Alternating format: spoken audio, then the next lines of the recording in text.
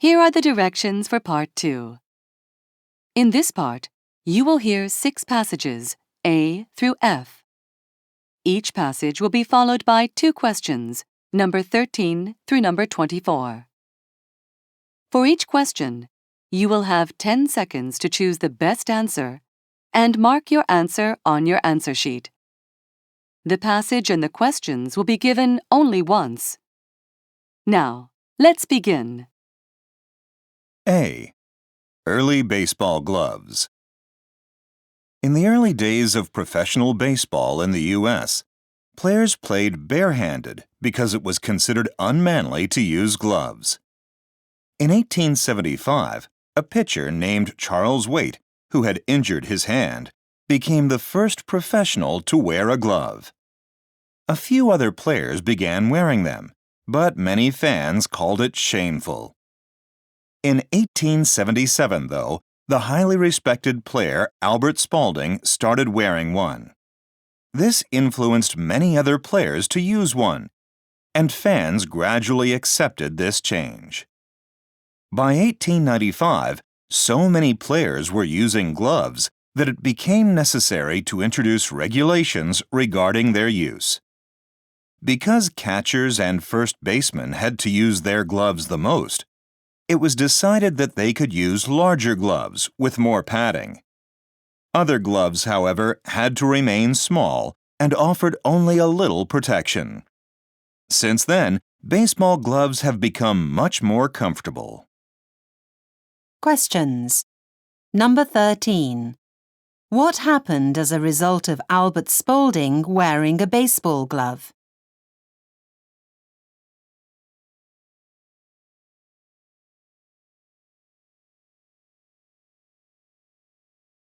Number 14. What happened in 1895?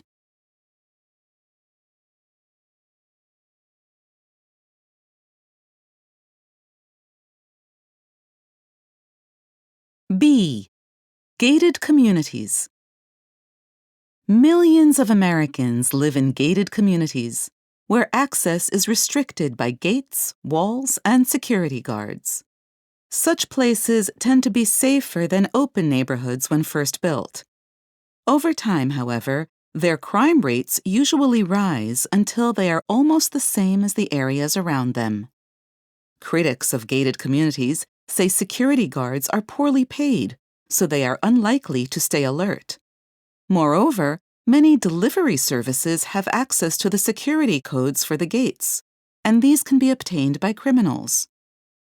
Since gated communities have high annual fees, they generally attract wealthier residents. This creates social divisions by leaving poorer people outside the walls. Gated communities can also affect standards of living and the range of facilities in surrounding areas. Residents of a gated community with a private park, for example, may vote against funding the construction of a new public park by the city. Questions. Number 15. What is one thing we learn about gated communities?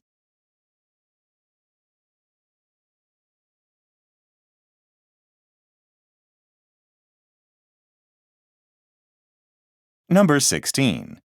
What is one effect gated communities can have on surrounding areas?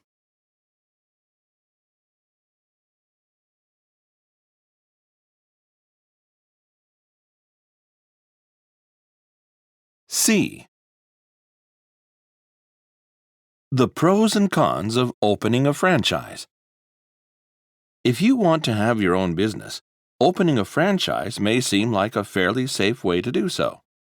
Large retail companies offer new franchise owners a well-known brand with an existing customer base, technical support, and training. Moreover, because large retail companies can order a lot of supplies at the same time, franchise owners can often get them at a discount. However, many people underestimate the expense of opening a franchise. As well as initial costs, owners must purchase equipment and pay for advertising. Therefore, franchise owners should be prepared to lose money for the first 6 months. People interested in opening franchises must also consider their own personalities. They may not like the fact that many business decisions are made by managers working at company headquarters. Also, those who want to try new things may dislike the fact that franchise agreements do not allow them to do so. Questions. Number 17. What is one advantage of opening a franchise?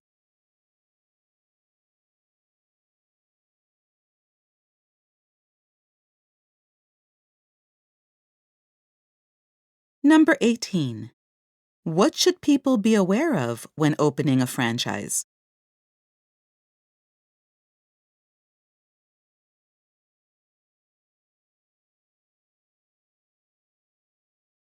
D. Kalupalik. The Inuit, a native people that live in the Canadian Arctic, tell their children frightening stories about creatures called Kalupalik. These wicked green-skinned human-like creatures are said to live beneath the sea ice and are able to swim like fish. They also wear fur coats, just like those used by Inuit mothers for carrying children on their backs. Kalupalik are believed to kidnap children playing near the shore and take them to live under the sea, feeding on their life energy in order to stay youthful forever. The stories about Kalupalik are thought to have originated as a way for parents to prevent their children from playing on the dangerous ice. Children can easily drown if they fall through, so telling them that there are evil Kalupalik there is an effective way to keep children away from the ice. Questions. Number 19. What do the Inuit stories say about Kalupalik?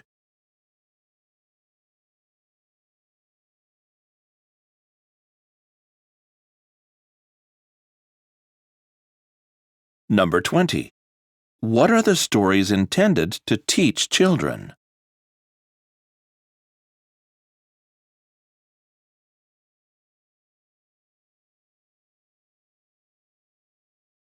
E.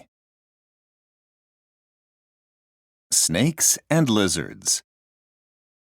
In 2015, researcher Michael Caldwell was studying some 167-million-year-old fossil skeletons. Earlier analysis had classified these fossils as lizards. Upon close examination, however, Caldwell realized some of the fossils were actually snakes. At that time, the oldest known snake fossils were just 100 million years old. As a result of Caldwell's discovery, we now know that snakes have existed for over 160 million years. Because the skeletons were not complete, it was extremely difficult to identify the bones properly.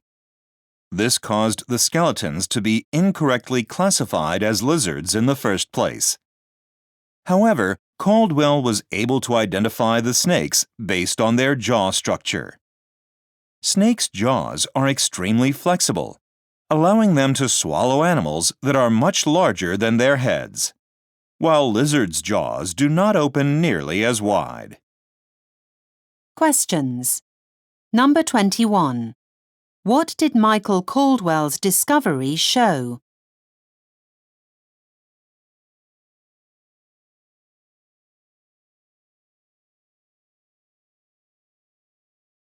Number 22. Why were the bones originally identified incorrectly?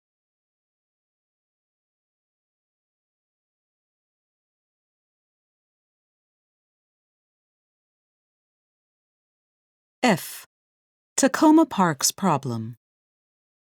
The small city of Tacoma Park, Maryland, has a serious problem. When traffic jams or road closings occur on nearby highways, GPS navigation software in cars and smartphones sends thousands of drivers onto its quiet residential streets. This increase in vehicles makes it hard for Tacoma Park residents to get home, and it puts the safety of local children at risk. When GPS software calculates routes for drivers, it often relies on drivers to send it traffic reports, so some Tacoma Park residents decided to send in fake reports of traffic jams in their neighborhood to the GPS software. By reporting traffic jams that did not exist, residents hoped to stop the software from recommending shortcuts through their neighborhood. Navigation software makers, however, want to stop people from sending in fake reports. Questions. Number 23.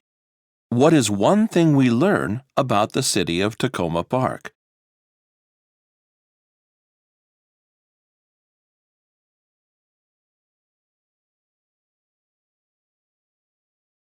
Number 24.